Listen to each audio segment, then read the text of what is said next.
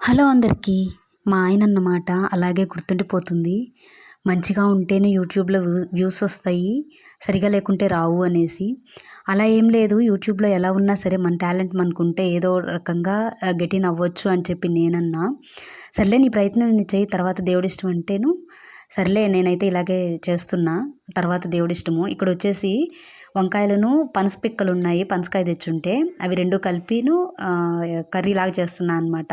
చాలా బాగొచ్చింది రెసిపీ అయితే. నేను చేసినట్టు ఈ విధంగా ఒకసారి ట్రై చేసి చూడండి.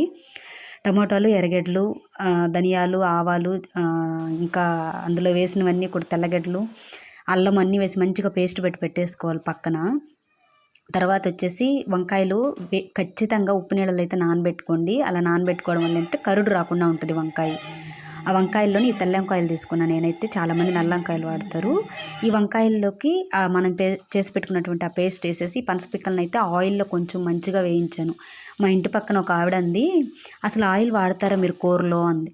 అంటే ఆయిల్ వాడకుండానే కూరలు చేస్తారా వాళ్ళు? అంటే వాళ్ళు చేస్తారేమో, నాకైతే తెలీదు. ఆయిల్ వేయకుండా ఎవరు కూరలైతే చేయలేరు కదా! నేను ఈ కూరలో ఎంత ఆయిల్ వాడాననేది మీకే కనిపిస్తుంది కదా! అంటే నేను పెట్టిన రెసిపీ మీరు చూస్తున్నారు. అందుకే మీకే అడుగుతున్నా అనమాట. పక్కన వాళ్ళ విషయాలు ఆలోచిస్తే మనం అసలు ముందుకు వెళ్ళలేము. ఏదైనా సరే మన పని మనం చేసుకుపోవాలి. అన్నవాళ్ళు ఎవరు పెట్టరు.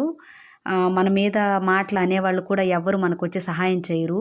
ఏదో ఒకటి మన కంటెంటు అంటే కొత్తగా యూట్యూబ్ ఎవరైనా స్టార్ట్ చేయాలనుకుంటే నా సజెషను, మనం ఏదో ఒకటి చేసి పెడుతూ ఉంటే మన పని మనం చేసి పెడుతూ ఉన్నా, నా కంటెంట్ అయితే అదే. నా పని నేను చేసి పెడుతూ ఉంటా. Please subscribe.